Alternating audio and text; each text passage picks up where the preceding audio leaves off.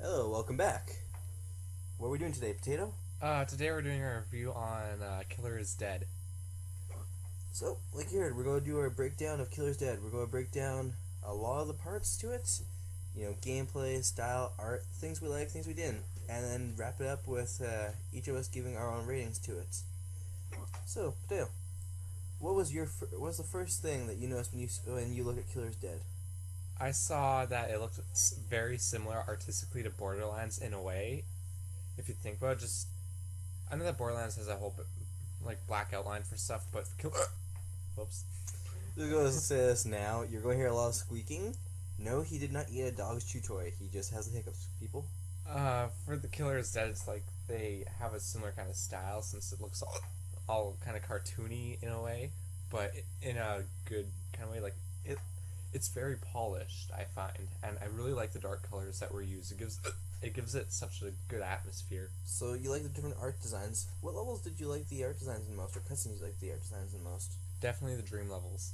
I Oh find god. that the radiance in those levels really brings out all the colors, and it just shows just how effective it is. hmm Now I actually have never played Borderlands, so I'm not gonna be able to draw the same comparison. But I agree that the art style of Killer's Dead is very interesting, and at times pretty wacky. Like for me, one of the levels that stuck out the most was the first, what I consider the first real level, the Alice in Wonderland like level, because that really just showed some of the things that they could do with the art in there. Staircases leading to nowhere was just also kind of brought a nostalgic thing back for me. And the death of enemies, they were just so colorful. Oh, you like them exploding into the purple smokes and things like that, or the blood splurting everywhere from executions? Oh, both really, actually. Like for the blood, it just looks so amazing. It looks like it's pouring out, and it looks like there's an infinite supply coming out. Okay, like I said, we're going to do the overall review numbers at the end. Last one up to. If you were just to rate the art style, basic art style of Killer's Dead, what would you rate it? I want to say an 8, but the reason why is because at some points it's just too bright if there's some light. You mean just sometimes they do go a little over? Yeah, like overall it looks great, but then there's moments where it just looks too bright and it's kind of hard to see some of the finer details, but I think that's kind of minor. For me, I'm going to have to agree, but one of the things that made me not like some of the art was some of the art designs for bosses. David. Oh yeah. Yeah, some of them were just a little offsetting, or sometimes it was just a little disorientating too much for me. But overall, I did like it, and I do have to agree with giving it 8 on there. I found actual movement, though, was even better. Comboing was fun. Oh yeah. You could hop from enemy to enemy, no problem. You could shoot across the area to execute an enemy who is disorientated, and end it with a flashy kill. That was easy to pull off, yet sometimes difficult to aim. Well, having that difficulty is good because then it actually takes skill to play. And definitely on the movement, it's really fluid and not very choppy. Like you have the freedom to move in a particular style, I guess. Like if you're trying to zigzag through, you're not confined to like basic grid movements. So it gives you options of how you want to kill your enemies. Like you could hop 1, 2, 3, 4 back and forth, hitting combos. You could mash it out a bit on one enemy. You could execute them if you got high enough combo, which was cool. Oh yeah. Because you gotta choose your reward for your executions, which was like score. Yeah. And the actual full slice and halves. And also the utility of different comboing and bringing in some of Mondo's other weapons. Oh yeah, I really like that. Like, because you have, I believe it was 4 variations of your arm. Yep. And I like being able to use them for their own kind of unique kill styles, I guess. Yep. Which really cool thing. I like the upgrading too. Like instead of one thing that drives me a little nuts in some games, like it's awesome that you can in some games you have the skill tree where you can upgrade just what you want for certain techniques and combos. But it sucks though because sometimes there's a bunch of awesome combos and you just can't get them because there's no way to collect enough of whatever it is you spend to get all the combos. Yeah. Like, have you ever had that playing a game where it just drives you nuts because there's like 3 combos you want, the upgrade of? Killer's Dead upgrade your overall utility of items. Well, it's not related to combos, but it's kind of similar, like in Skyrim. Mm-hmm. If you get, once you max all your skills, Mm-hmm. well, actually, once you get a high enough level and some of your skills are maxed out, it gets very hard to level up because some of your other skills, yeah, you'll increase them, but they'll barely increase your level up bar. And because of that, it makes it impossible to get all the perks in the game without using cheats or mods. Mm-hmm. Same with Borderlands. Like, you either specialize in one tree and get everything, or you have to split it, but then you risk on getting like a big reward at the end of completing a tree. Well, one thing I do like in Killer's Dead is, like I said, you pick what you want to strengthen. Like, you can make your sword faster, which makes it easier to slice through enemies with speed and style, or boost the strength. Or one of the things I like getting once you got the thing is upgrading the eye, because you can go for those headshots. Oh yeah, well, headshots are always great, and they help out against a lot of the enemies that can only be killed with headshots. Though there are some things I didn't like in the combat and gameplay of it. One of them being is some of the enemies with their special requirements to kill could get annoying. Oh yeah. Like, what's the best example of this? Some of the ones where you've got to slice in half, yeah, if you're running low on blood because, you needed to heal, maybe you just didn't get much blood, maybe you're using your blaster, you don't have, you can run out of blood pretty easily. Mm-hmm. They'll give them the points for making it easy to get back blood by killing. It does get kind of irritating. What I think would have worked pretty well is for the executions that it uses very little to no blood, but the only way to get access to that execution is to get a high enough combo, because then you're still working for it, and then you're actually still able to pull it off on those bosses. Only thing is though is for some of the combos, like you have to get those while 4 guys are shooting guns at you. Yeah. And if you get hit, you lose your combo. Yeah. So I don't think that would really work. But there was no overall aesthetics in the gameplay and combat, but there are some things that just drove me nuts, like shield enemies, where you're supposed to use your drill arm, which we both know I didn't do that. Yeah, like being able to exploit kind of things that weren't meant to happen. It kind of sucks when that happens, but you really can't patch that completely in every game. I know that some do it pretty well, but there's never one for sure way to make it so that basic enemies like that can't be killed in other ways. When it comes to complaints, I only really have one other complaint though when it comes to the gameplay and actually moving the character. Forced walking in dream levels. I'm pretty sure you heard me complain about that while we were playing. Where we'd have to walk down this long stretch and I'd be forced to walk. Yeah, that can really suck a lot. Like, even if it was at least sped up a bit, so that you were at least like power walking, that'd be really nice. But I wouldn't have that much administrative if you were walking the whole time, just as long as while you were walking, there's like constant dialogue. Yeah, like. Yeah, and that wasn't always happening. Sometimes it did, but other times it was really slow talk. There'd be at times where you'd be walking down a whole thing, nothing happens until you get to the end. In parts like that, that'd be perfect to be running or at least power walking. I think Assassin's Creed isn't like that, where in some not cutscenes, but like moments where there's dialogue or something important happening, you can move at a basic speed. You can't run, but they give you the option of power walk, which is just really nice. It helps out a lot. I know. Like, Theo, what would you rate the overall, combats and controls of Killer's Dead? I'm not the most familiar with actually handling it, like handling the controller. From what you've seen. From what I've seen, I'd have to give it an 8 actually, because the buttons are close enough so that you can actually use all the combos, and that relates more to the PlayStation 3 controller than the game. But the way that they have everything so fluid, also, just it makes it look like you're transitioning from one style of attack to another so well. And yeah, the usage of combos, I really like that.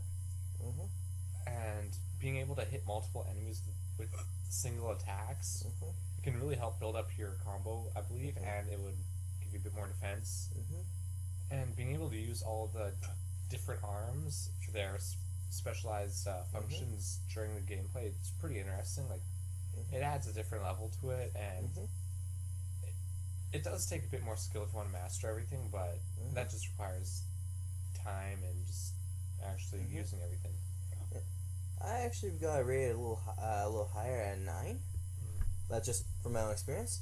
One thing I forgot to mention was, those last second dodges. Oh, yeah. And going into that full flurry of mashing and slicing.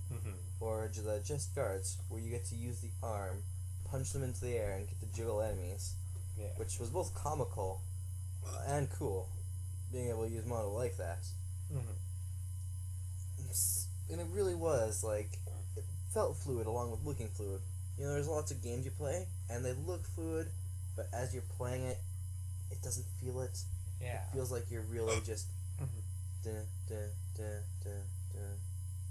like block, beat kind of games. Yeah.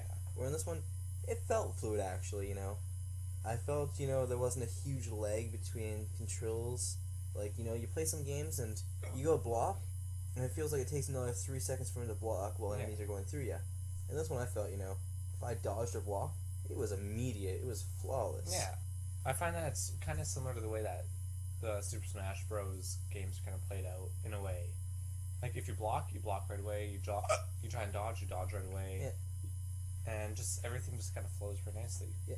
I was like the bonuses if you could pull off, a good block or a good dodge. Just, you felt, because there's some games and it's like, what's the point of dodging or blocking? I don't get anything from it. Sure, I save a little health by getting it back. But in this one, one, you can take a lot of damage from some enemies, and two, you get rewarded. You get, if you pull off the last second flawless, you get to cut the hell out of an enemy. And you get to bash them. So that's why I've got to give this a 9, just for not only looking fluid, but feeling fluid. Yeah, just even minor things like that, they're pretty big. Like, if you're getting rewarded to do something, it encourages us to start mastering it and learn how to do better. I am by no means the best person at getting combos in games like this. I'm decent, but in this one I felt, I could get combos. Sure, there's people who get much higher combos, but I felt, comboing was nice. It wasn't, a strenuous thing that, was pointless. It was worked well into it all. Yeah. So that's why I gotta give that a 9. Though, before we jump into bosses, gotta touch a bone of contention for a lot of people. The 2 bones of contention for why people don't like this game. One being the story. Yeah. Well, for the story, I know that the cutscenes do play a pretty big role, at least in telling it. But I hope you don't mind me cutting into you here. But here's the one. I just gotta say this one feeling with this thing. The story, it's told awesomely. Weird cutscenes, almost, what's the word for it? Dreamlike states of showing missions, but overall not telling. Like, you feel like you're getting told the side stories, but never once are you being told the real story. Yeah, I would really prefer, because I've got no idea where the wires came from, what Moonstone has to do with anything. I prefer there's a backstory at least, even if it was a separate option in one of the menus to actually read up on it. Yeah, that'd be good enough. But yeah, we're kind of left in the dark. Like, we know the side stories. The side stories are delivered to us beautifully. Yeah. Like, pulling back to the art here, it's delivered in these cool looking cutscenes. Just are so weird and different art styles, where we see these creatures, we see their problems, rather than saying like, "Hey, I just got a problem. What is your problem?" Yeah. This dude, he stole my ears. You get this cool art thing where, you're actually seeing this in almost a spiritual way, sometimes, or it just feels nice. But you never ever really get the real story of the game. You get the side stories. Right. So this is why I'm really split on how I feel about this, because here's a side story told to you beautifully, but the main story, by the end of the game, we'd have no idea what's going on. Yeah. We know shit's hit the fan, but how? What? Huh? Yeah, it could have done a bit more with explanation, like maybe having missions that were directly connected to each other maybe would help out. Yeah. So it's like you're jumping from job to job. I do, to some point, like an open-ending thing, because, it leads you to some of your interpretation. Yeah. At the same time, I've got to say this, what they tell you is lacking. How they tell you has no problem.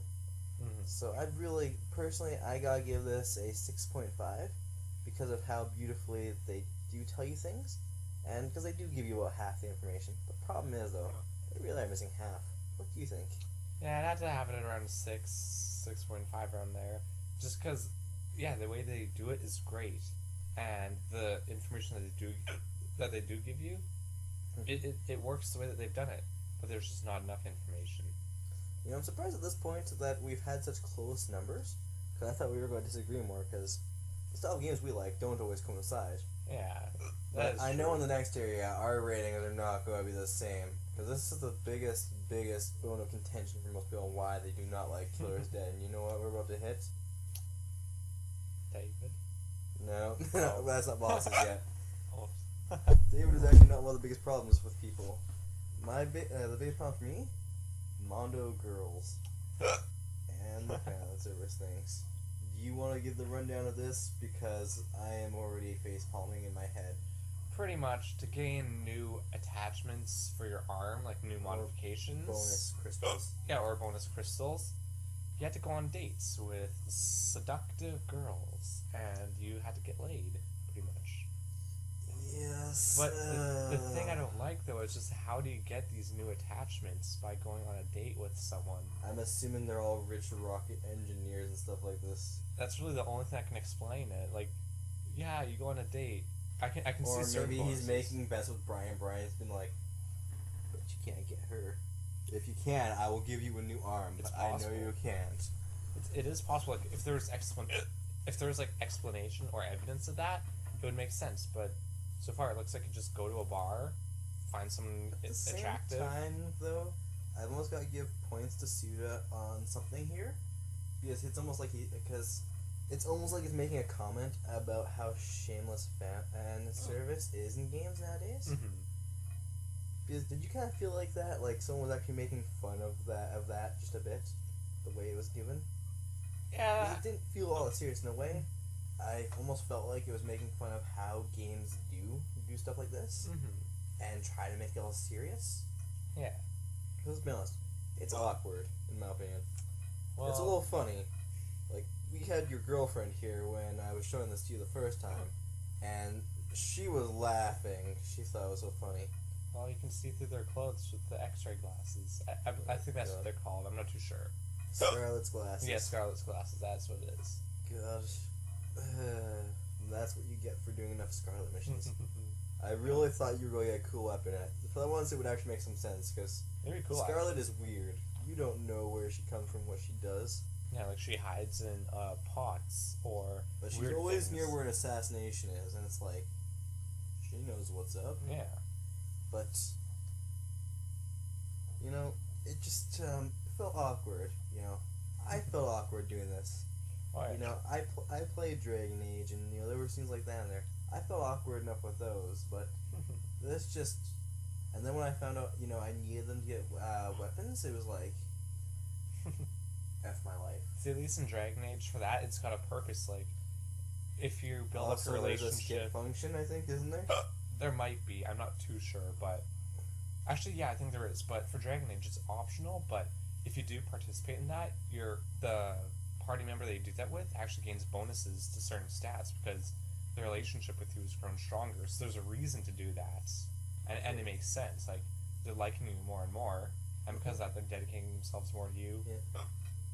Yeah, I just gotta say though, things like that, Scarlet, I'm not gonna comment on Vivian just because Vivian, Vivian was awesome. not much that's actually against her. She's actually pretty cool, especially when you see her getting into action of killing. Yeah. But boy, it was just kind of, for me, it was not my favorite part of the game. So I've really gotta say, I gotta give this no more than a 3.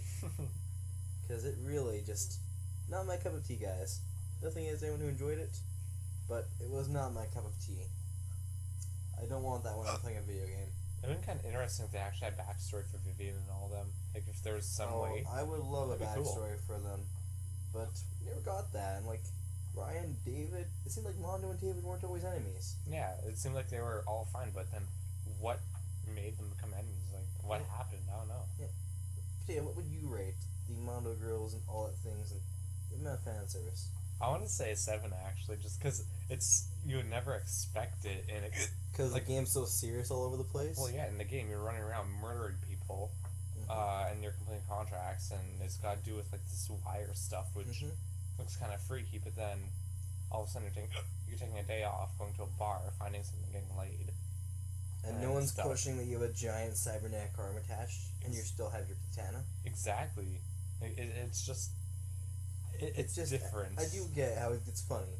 Right. Like, the first time it happened, I did get a few laughs before it got really awkward. The only company, the only gaming publishers and producers or whatever that I could actually see doing something like this, maybe would be Ubisoft, because they're willing to do almost anything, but... Well, that's the one thing with Suda. Suda is very unique. Mm-hmm. And, before we move on to the last issue of bosses and all that, which is something I want to cover in great detail, I just want to talk about some honorable mentions of things in the game that either made me laugh or drove me nuts. And I just gotta say, Suda is hilarious. Like, when you get to some points of the game, and there's the long-winded explanations, and so many people bitch, and they're like, I hate these long-winded explanations, I want to skip it. And you have it fast-forwarded through by the game itself. Like, it actually feels like you're watching an old VHS and someone hit the fast forward button, there's all this squeaky sound and voices, and it's like... And it's like, Chief, that's woman Suda appears in going, my nightmares. you happy now? Yeah. Are you happy now?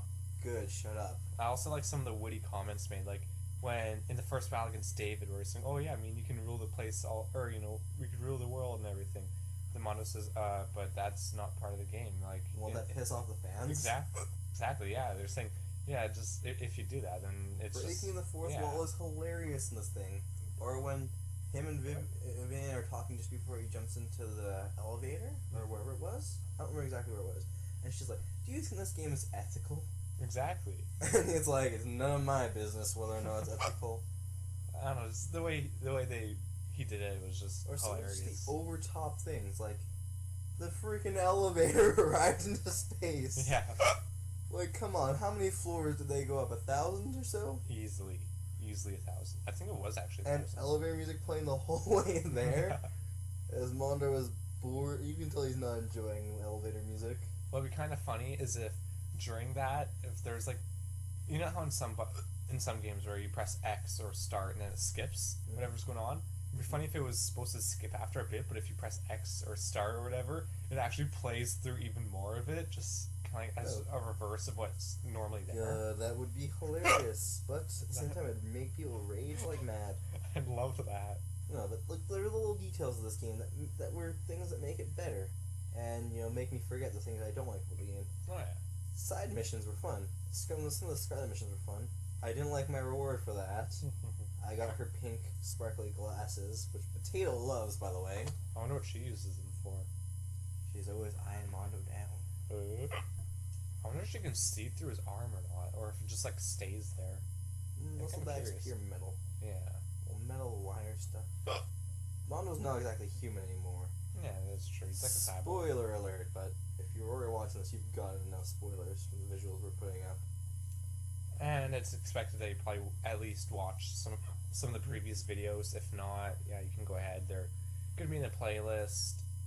You're going to hear more of our either irritating or funny commentary. And I don't have the hiccups in them, at least. That's right. I keep forgetting the hiccups are an international daily basis thing for you. This is the first time I've gotten over 2 years. Oh my god. I barely ever get hiccups. It's the first sign. It's the apocalypse. Damn it, Mondo didn't stop David.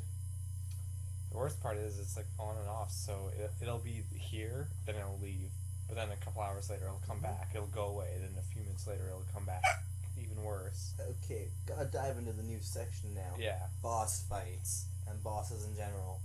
I really like the boss for the Alice one. I really liked that boss. Oh, that just really brought you into the basics of all the things that you could do in Killer's Dead. The last minute dodges to just combo on the slashes. The boss was just cool and creepy all at once. How it's revealed, just her head doing that whole spin is just... Yeah. Ugh. I It is just perfectly fitting into that scene. I found it was very similar to the Alien and the Thing, just the way that she looked and Mm-hmm. how everything was going on. So I really liked that. Just hacking her limbs off too. I was gonna say, one of the best points of this game, like even if you don't like the story, play it for the bosses. Oh, yeah. Well, the bosses are fun. Well, the boss fights, they have to be, either fun, entertaining, difficult to some degree, where you're not tearing your hair out or throwing controllers across the room, Yeah. but to the point where it at least can either take some trial or error, or it kind of forces you to improve certain skills by yourself, I guess. Oh yeah. I gotta ask this: who was your favorite boss? I still want to. Actually, no, I don't want to stick with Alice. Like, I loved her as a boss, but She was one of my favorites, but she is not my favorite. I've got two I'm stuck between. You wanna know what my two are? sure, go for it. The giant, Yeah. because the giant was just so fun, Mm-hmm. and the train. That's kind of scary because the train would have made it for me, but I just don't know enough really about why the train is possessed. But Because David is screwed up and had spare time. I really like Giant Head though. I really liked him. That was a very interesting boss. Yeah. And I gotta say David, just because whenever your brother or a family member is a boss, it's gonna be good. Oh yeah. Once again though, I wish that David would have taken a lesson from Mondo on how to dress. Yeah. Because Mondo is just such a sir. He's so classy. You know, he's going to kill someone. He's like the agent from Hitman. You know, I've got to be classy to go and spill blood. Yeah. I've got my suit and tie, got my sword, my cybernetic arm, And David's running around like a thong, pretty much. with a golden banana hammock Yeah. and a cape and a crown. Like the cape and the crown, I'm good with that. Honestly, Just- the cape, I don't know. besides it being golden on the inside, looks comfortable. Oh yeah. It's something that I wouldn't want to wear in public, but I would probably wear that as like a house coat or something that's cold. It's Like, probably meant to be more like golden fabric on the I inside know, that's really it bright. looks comfortable. I Yeah. was gonna say that. We're getting a little off topic, but oh my god, the amount of mental scarring I had from every time I had to fight David, and I was like, Suda, do not let anything hang out. Do not. No. I kind of want to see some of the fan art of David now. Just imagine what people drew now. Oh god. You know what? We should- Potato asked for it, so it's going up. yeah. Okay, if we actually find anything, we'll actually put it up in the video for you to see this. And we'll put down who it is. Well, if it actually shows no credit or whatever. Let's okay. I'll wrap this up pretty quickly. For bosses, you know, they were fun. They were cinematic. They were well put together. They were artistic, funny. Some of them were really witty too. Each one was different. That's what I liked the most. Like I never felt like I was fighting a horde enemy. You know, just a big horde enemy. Yeah. So I've got to say this was probably my favorite part of the game was bosses. So I've got to give this a 9.5 right off the bat. Yeah, just how unique each one was. What do you want to give it, buddy? I'm actually gonna go as far as give it a 10. Actually, I'm not gonna lie. I don't Like- blame you. It was well put together. Like every boss was different. There was no boss that you had to kill in a similar way.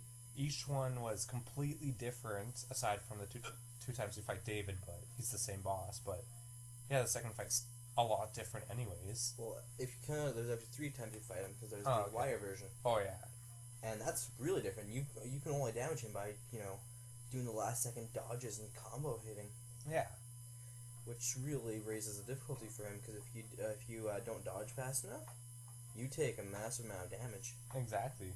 And yeah, every boss is different. They all had different styles of attacks. There's different methods to kill them. Yeah. So I've got to ask you this: if you were to rate the game out of 100 right now, what would you rate the game? I want to say like an 84. Yeah, I've got to give this game. Yeah, I can't actually pin down an exact number. I'm gonna apologize for hedging out this one. I've got to give it somewhere between the 75 to 85 mark. So actually, let's just go down and give this all number of 80 because it was fun. It was intricate.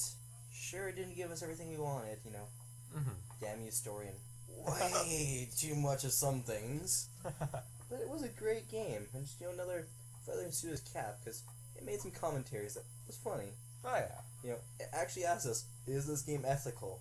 Yeah, like, the dialogue was great, Like, actually. Was I the only one who actually sitting there and going, is this game actually ethical? Should I be playing this after they ask that question? Right before I actually got into another fight, I was like, screw asking if it's ethical, I want to fight something. Like, were you asking yourself that too? Is this game ethical? I was mainly... Or were you just laughing too much at the fact that they asked you that question? Well, I was still kind of confused and wondering how Vivian had so many arms. You know, questions you shouldn't ask. I want to know. I will not die peacefully until I know that answer. Whether Suda himself says it, or it gets revealed in another Killer's Dead game, which may or not be in development for all we know, I don't know. Nope. It's a good game. And Potato here actually just learned something interesting while we stopped to look up pictures of David, which we did not find. Yeah, there wasn't any. Although there was one of Vivian naked, but I think it was... It might have been just someone who hacked the game. Like, you couldn't see anything, but... I don't think it was from I don't want to think about it anymore, actually. People, do not look up characters of this game. Please don't. It will be fair for your mind if you do not.